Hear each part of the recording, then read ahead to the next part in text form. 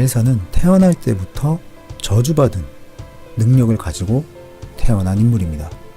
하지만 그러한 상황 속에서 자신을 세상과 연결시켜주던 통로 역할을 했던 부모님이 세상을 등지게 되었고, 그래서 결국 엘사는 세상과 단절된 채 홀로 삶을 살아가게 됩니다. 세상은 엘사의 능력을 단점으로 바라봤습니다. 그래서 그녀가 하는 모든 것들, 즉 그녀의 얼리는 능력이 세상을 파멸시킬 것이라, 그리고 세상을 위험하게 만들 것이라 판단을 했죠. 그리고 이러한 사건의 시작이 안나에게 얼음을 쌌을 때입니다. 그래서 결국 엘사도 자신의 능력을 저주스럽게 생각했습니다. Don't let them in, don't let them see. Be the good girl you always have to be. 그리고 엘사가 자라고 난 뒤에 사람들이 보는 앞에서 그녀는 저주받은 능력을 사용하게 됩니다. 그래서 결국 엘사는 성을 떠나 자신만의 세상을 만들게 됩니다. 그런데 엘사는 자신만의 세상을 만들면서 한 가지를 깨닫게 됩니다. 그것이 바로 레릿고입니다.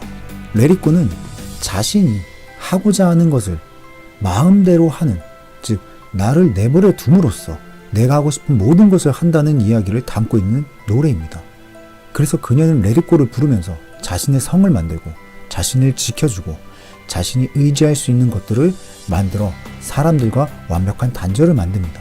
Time to see what I can do. No right, no wrong, no rules for me. I'm free. 하지만 자신의 단점을 장점으로 만들었다 할지라도 그녀는 여전히 불안정했습니다. 왜냐하면 그녀는 얼리는 능력만 가지고 있을 뿐 녹이는 능력은 가지고 있지 않았기 때문입니다. You kind of set off an eternal winter everywhere. Well, it's okay, you can just unfreeze it. No, I can't. I don't know how. 그런데 여기 나오는 모든 인물들은 완벽한 인물이 없습니다. 안나 역시도 마찬가지입니다. 안나는 완벽한 인물이 아닙니다. 만약 그녀가 완벽했다면 처음 만난 남자에게 결혼을 약속하는 그러한 모습은 보여주지 않았을 겁니다. 그래서 안나도 엘사와는 다른 형태의 부족함을 보여주는 인물입니다.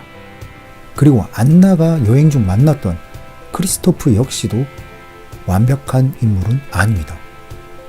오히려 안나의 모습에 더욱 감동을 받거나 그녀의 용맹함에 뒤를 따라가는 모습을 보여주는 그런 캐릭터입니다. 그래서 안나가 완벽해 보이는 한스에게 사랑의 감정을 느꼈던 것이죠. 그렇다면 안나는 어떻게 엘사를 찾아가야겠다라는 생각을 하게 됐을까요? 안나가 그와 같은 행동을 했었던 이유는 엘사를 사랑했던 그런 감정 때문이었습니다. 하지만 엘사는 자신의 가족을 사랑하는 감정조차도 자신의 능력처럼 완전히 얼어버린 그런 인물이었죠. 그런데 그런 인물이 마지막 자신을 위해서 자신을 희생하는 자신의 동생을 바라보면서 내적 변화를 겪게 됩니다. 그렇습니다.